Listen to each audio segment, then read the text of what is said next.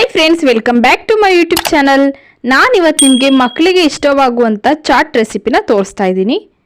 ಇವಾಗ ಹೇಗೆ ಮಾಡೋದು ಅಂತ ತಿಳಿಸ್ತೀನಿ. ಫಸ್ಟು ಒಂದು ಪಾತ್ರೆ ತಗೊಳ್ಳಿ. ಅದಕ್ಕೆ ನಾನಿಲ್ಲಿ 1 ಕಪ್ಪಷ್ಟು ಗೋಧಿ ಹಿಟ್ಟನ್ನ ಹಾಕೊಳ್ತಾ ಇದ್ದೀನಿ. ನೀವು ಬೇಕಿದ್ರೆ ಮೈದಾ ಹಿಟ್ಟನ್ನು ಹಾಕೊಬೋದು. ಅದಕ್ಕೆ ರುಚಿಗೆ ತಕ್ಕಷ್ಟು ಉಪ್ಪನ್ನ ಹಾಕೊಳ್ತಾ ಇದ್ದೀನಿ.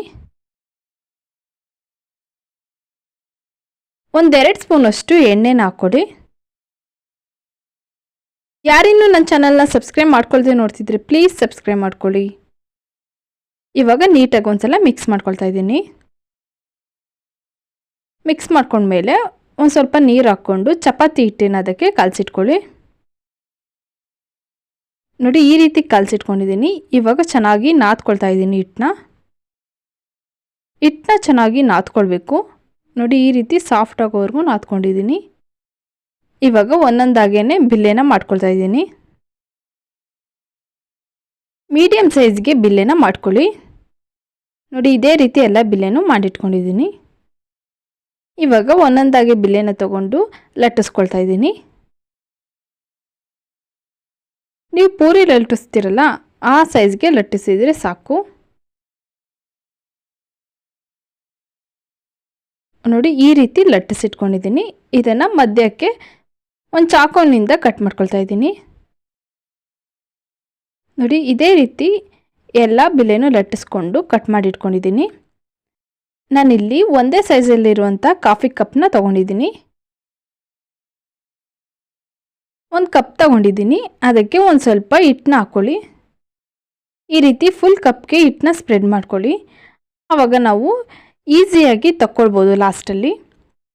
ನೋಡಿ, ಒಂದು ಕಟ್ ಮಾಡಿ ಇಟ್ಕೊಂಡಿರುವಂತಹ ಪೂರಿನ ತಗೊಂಡು ಈ ರೀತಿ ಫುಲ್ ಫಿಲ್ ಮಾಡ್ಕೊಳ್ತಾ ಇದ್ದೀನಿ. ನೀವು ಯಾವುದೇ ರೀತಿ ನೀರು ಏನು ಹಚ್ಚೋ ಅವಶ್ಯಕತೆ ಇಲ್ಲ, ಹಾಗೇ ನೀವು ಫಿಲ್ ಮಾಡ್ಕೊಳ್ಬೋದು.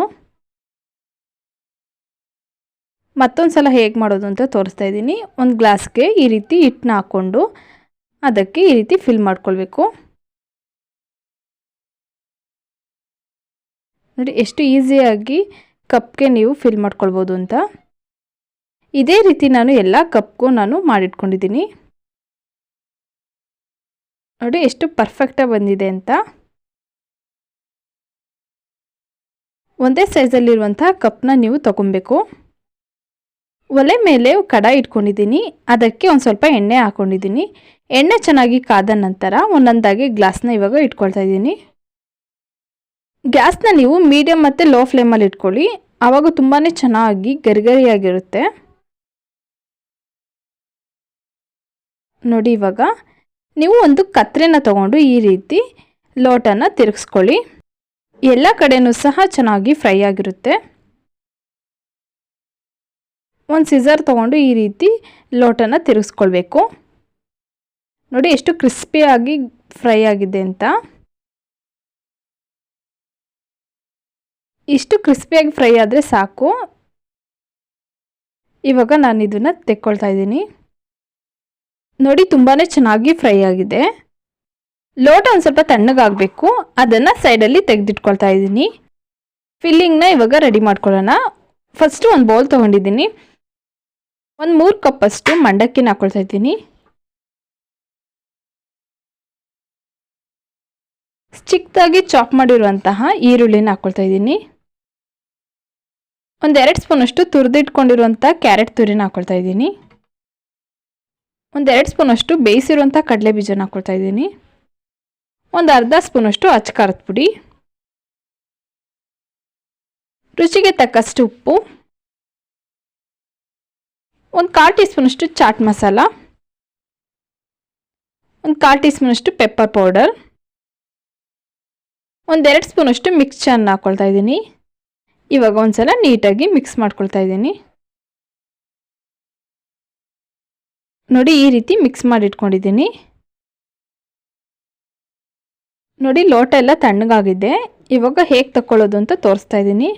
ಒಂದು ಲೋಟನ ತಗೊಂಡು ಈ ರೀತಿ ಟ್ವಿಸ್ಟ್ ಮಾಡಿ, ಆವಾಗ ನೋಡಿ ಎಷ್ಟು ಚೆನ್ನಾಗಿ ಬಂದಿದೆ ಅಂತ. ಎಲ್ಲೂ ಸಹ ಒಡೆದೋಗಿಲ್ಲ. ಇದೇ ರೀತಿ ನಾನು ಎಲ್ಲ ಲೋಟದಲ್ಲಿರುವಂಥ ಪೂರಿನೂ ತಕ್ಕೊಳ್ತಾ ಇದ್ದೀನಿ. ನೋಡಿ, ಎಷ್ಟು ಚೆನ್ನಾಗಿ ಬಂದಿದೆ ಅಂತ. ಹಾಗೆ ಕ್ರಿಸ್ಪಿಯಾಗೂ ಸಹ ಇದೆ. ಇವಾಗ ನಾವು ಪೂರಿಗೆ ಫಿಲ್ ಮಾಡ್ಕೊಳ್ತಾ ಇದ್ದೀನಿ. ಆವಾಗಲೇ ಮಾಡಿಟ್ಕೊಂಡಿರುವಂತಹ ಮಸಾಲನ ಇವಾಗ ಹಾಕ್ಕೊಳ್ತಾ ಇದ್ದೀನಿ. ಇದೇ ರೀತಿ ಎಲ್ಲ ಪೂರಿಗೂ ಹಾಕಿಟ್ಕೊಳ್ತಾ ಇದ್ದೀನಿ. ಮೇಲ್ಗಡೆ ಒಂದು ಸ್ವಲ್ಪ ಮಿಕ್ಸ್ಚರ್ನ ಹಾಕ್ಕೊಳ್ತಾ ಇದ್ದೀನಿ. ಮಕ್ಕಳಿಗೆ ಈ ರೀತಿ ಮಾಡ್ಕೊಡೋದ್ರಿಂದ ತುಂಬಾ ಇಷ್ಟಪಟ್ಟು ತಿಂತಾರೆ. ಸೂಪರ್ ಟೇಸ್ಟಿಯಾಗಿರುವಂಥ ಈ ಚಾಟ್ ರೆಸಿಪಿ ನಿಮ್ಗೆ ಇಷ್ಟವಾಗಿದ್ದರೆ ಪ್ಲೀಸ್ ಲೈಕ್ ಮಾಡಿ, ಶೇರ್ ಮಾಡಿ, ಹಾಗೆ ಕಮೆಂಟ್ ಮಾಡಿ. ಯಾರಿನ್ನೂ ನನ್ನ ಚಾನಲ್ನ ಸಬ್ಸ್ಕ್ರೈಬ್ ಮಾಡ್ಕೊಳ್ದೆ ನೋಡ್ತಿದ್ರೆ ಪ್ಲೀಸ್ ಸಬ್ಸ್ಕ್ರೈಬ್ ಮಾಡ್ಕೊಳ್ಳಿ. ನಾಳೆ ಮತ್ತೊಂದು ಹೊಸ ರೆಸಿಪಿ ಜೊತೆ ಸಿಗ್ತೀನಿ. Bye. Thank you for watching.